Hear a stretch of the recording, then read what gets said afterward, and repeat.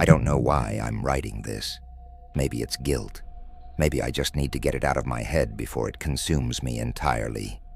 Either way, this is the story I've never told anyone. And now, over 50 years later, I don't think I can hold it in any longer.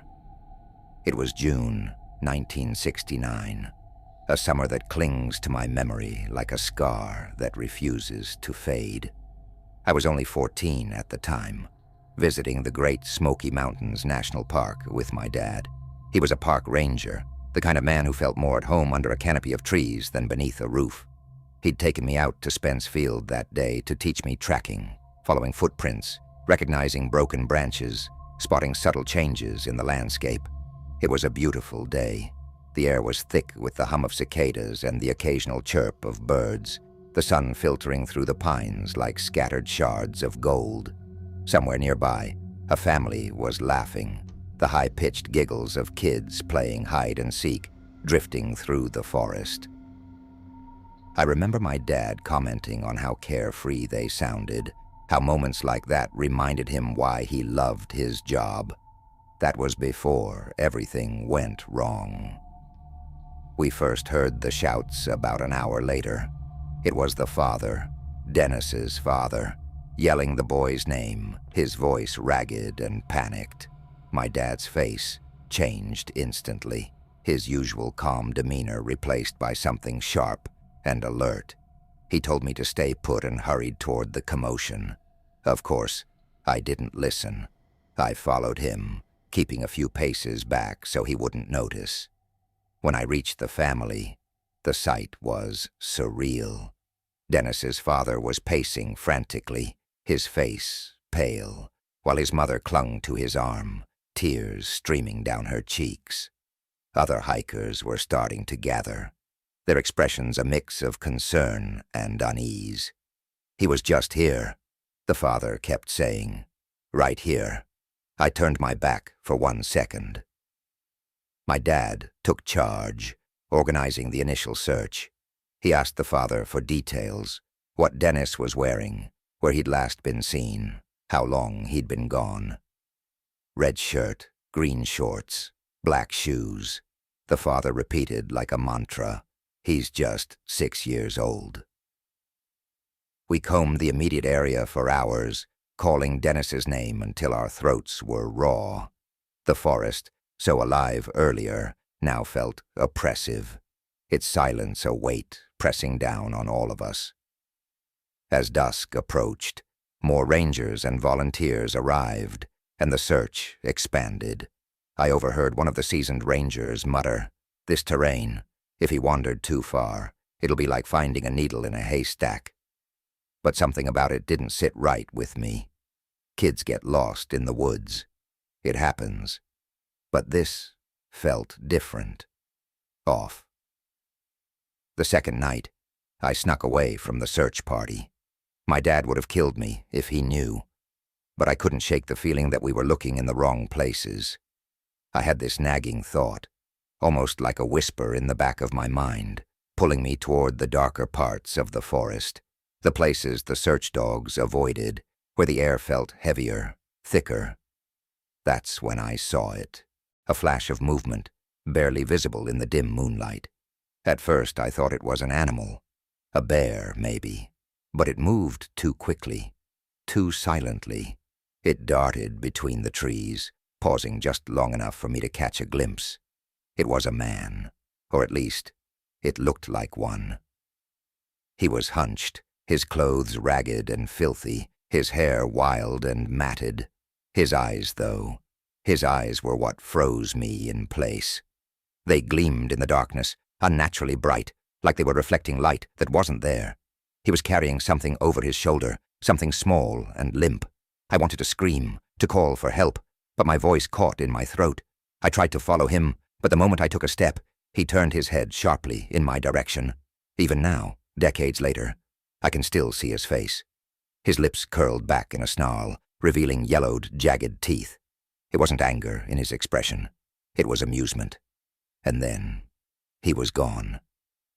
Just gone. I told my dad what I saw the next morning, or at least, part of it. I said I thought I saw a man in the woods, that maybe he took Dennis. He listened, his jaw tightening, but he didn't seem surprised. Instead, he just told me to keep it to myself. "We don't need to scare people," he said. "This is already bad enough." But later, when he thought I wasn't watching, I saw him talking to some of the other rangers in hushed tones. One of them nodded grimly, and they exchanged glances like they were hiding something. The official search lasted weeks, but the forest swallowed Dennis whole. No footprints, no clothes, no signs of a struggle, nothing. People whispered about animal attacks, kidnappings, even UFOs, but no one could explain how a boy could vanish so completely, so suddenly. And me? I stayed silent. I told myself I hadn't really seen what I thought I'd seen, that my mind had played tricks on me in the dark. But there's one thing I've never told anyone, not my dad, not the rangers, not even myself out loud. The night I saw that man, after he disappeared into the trees, I found something on the ground where he'd been standing. A small black shoe. I buried it under a pile of leaves and never went back. I've spent my whole life trying to forget that summer. I moved away, started a family of my own, avoided the Smokies like the plague. But every now and then I'll see a flash of red out of the corner of my eye, or hear a child's laugh echoing in the distance, and my chest tightens. I don't know what happened to Dennis Martin. I don't know what I saw that night, or if I could have done something to stop it. But I do know one thing. Whatever's out there in those woods, it isn't done. The air in Yosemite is different, almost alive, crisp and cool. It carries the scent of pine and damp earth. It's the kind of air that makes you feel small in the best way, like you're part of something ancient and infinite. That's why I agreed to the trip, despite my nagging hesitation about going deep into the wilderness. Stacy was excited, and her excitement had a way of pulling you in, like the tide pulling a pebble out to sea. I wasn't a seasoned hiker like Stacy. She thrived in the outdoors, and I tolerated it. She had a knack for finding beauty everywhere, craggy rocks, quiet streams, even the jagged scars of dead trees. "This place changes you," she'd said the night before, eyes sparkling over the campfire. "I can feel it already." I didn't know then how much that would haunt me. We started the hike mid-morning, a group of 8, Stacy, me, and some others from the campground who'd joined for the day. The Sunrise High Sierra Camp Loop was supposed to be beautiful, though challenging. Stacy had insisted we tackle it. She had her camera swinging from her neck, ready to capture every moment. For the first few miles, the trail was breathtaking, with sweeping views of granite peaks and wildflower-strewn meadows. Stacy hung back every so often, crouching to snap photos of dew on leaves, or the way the sunlight streamed through the trees. I'd glance over my shoulder and see her, always a few paces behind, but close enough to catch up when she wanted. Around midday, we reached a lookout point that offered a panoramic view of the valley below. It felt like the edge of the world. Stacy was mesmerized. "I'm staying here for a bit," she said, lifting her camera. "I'll catch up." The rest of us moved on, assuming she'd join us soon. That was Stacy's rhythm. Linger in the moment, then reappear with a smile and a story. But after half an hour, she hadn't shown. At first, no one panicked. She was experienced, and we weren't far from the trailhead. But when we backtracked to the lookout point, she wasn't there. Maybe she took a shortcut, someone suggested, though unease was already creeping into our voices. The afternoon shadows were growing longer, and the vastness of the wilderness pressed us Indian on us. We called her name. Over and over we called, our voices ricocheting off the granite walls before fading into the silence. Nothing. By the time we returned to camp and notified the rangers, night had fallen. Search teams mobilized quickly, and we joined them, scouring the trail with flashlights. The beams cut through the darkness but revealed nothing. Not a footprint, not a broken branch. It was as if Stacy had been swallowed by the forest. The search intensified over the next few days. Helicopters buzzed overhead, their rotors slicing through the stillness. Dogs picked up faint scents but always lost the trail. It didn't make sense. Stacy had disappeared near a well-traveled area, close to campgrounds and marked trails. By the end of the week, hope began to wither. Whispers started among the searchers, rumors of other disappearances in Yosemite, stories of people vanishing without a trace. At night, around the campfire, the tension was palpable. She wouldn't just vanish, I insisted, more to myself than anyone else. She's smart, careful. She'd know what to do if she got lost. But deep down, a cold dread was taking root. The wilderness felt different now, no longer majestic, but malevolent. On the 7th day, something strange happened. I woke early, before the others, the fire reduced to embers. The forest was eerily quiet, the kind of silence that makes your skin crawl. That's when I heard it. A faint laugh, high and melodic, carried on the breeze. I froze. It was Stacy's laugh. I'd know it anywhere. I grabbed my flashlight and followed the sound, heart pounding. The laugh came again, distant but unmistakable. It led me off the trail, deeper into the trees. "Stacy," I called, my voice trembling. No answer. Just the rustling of leaves. The laughter came again, closer this time. I swear it was right in front of me, but there was no one there. Just the oppressive forest and the suffocating sense that I was being watched. Then the laughter stopped. The silence that followed was worse. My flashlight flickered, and I could feel the darkness pressing in, heavy and suffocating. Panic surged through me, and I stumbled back toward the trail. When I finally found my way to camp, the others were waking up. I told them what I'd heard, but their faces were skeptical. "The forest plays tricks," they said.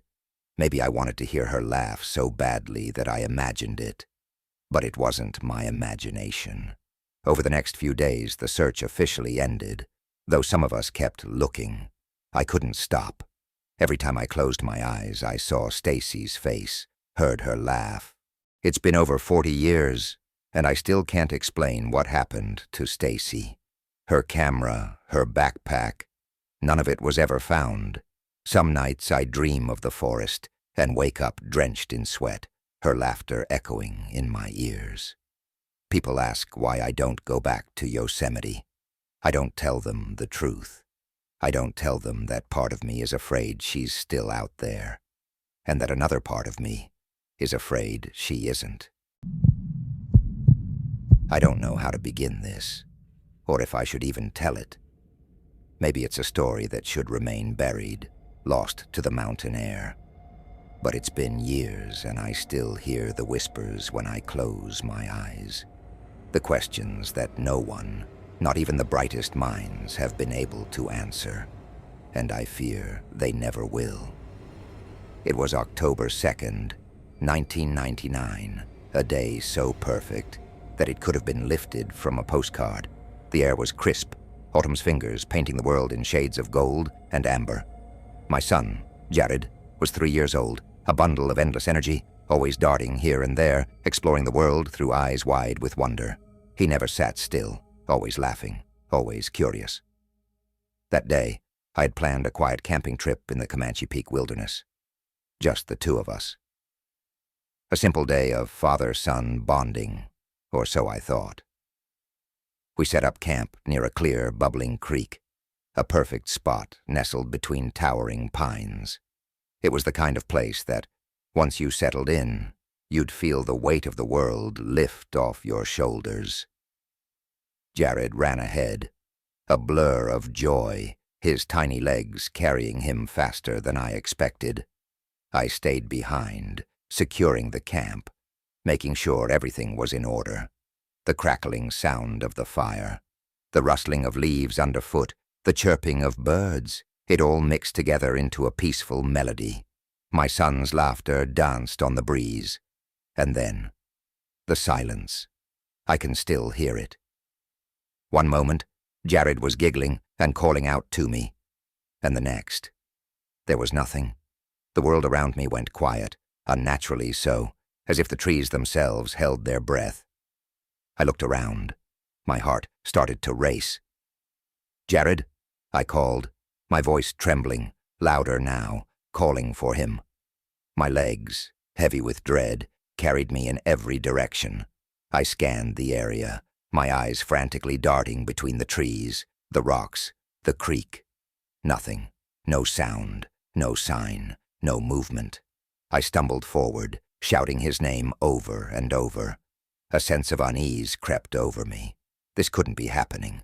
My son couldn't just vanish. I don't know how long I searched. Minutes? Hours? It felt like both at once, the seconds dragging by in a suffocating haze of terror.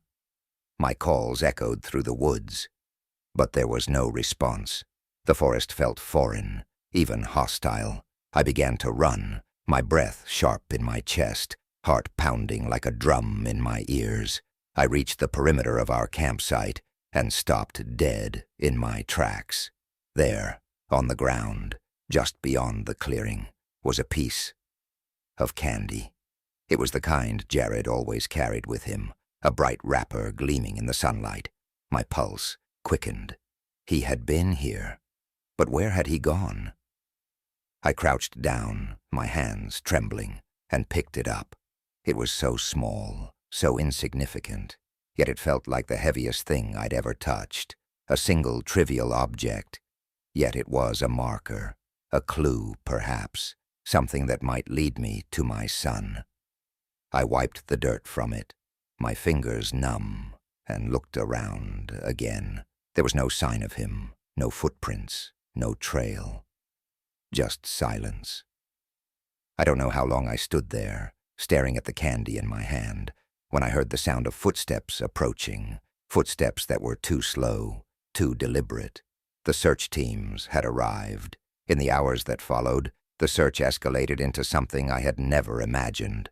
Volunteers, search dogs, helicopters, an army of people arrived, each determined to find my son. But no matter how much we searched, no matter how many miles we covered, we found nothing. No footprints, no signs of a struggle, no trace of Jared, just the candy, scattered several miles away from where he had last been seen. It didn't make sense. The forest had swallowed him whole. And then, the most perplexing thing happened. The candy, that small piece of sweetness that had seemed like such a hopeful sign, turned out to be a cruel riddle. The search team had scoured the area where it was found, repeatedly. But it wasn't until days later, when we had nearly given up, that it was discovered, as if it had appeared out of thin air. No one could explain it.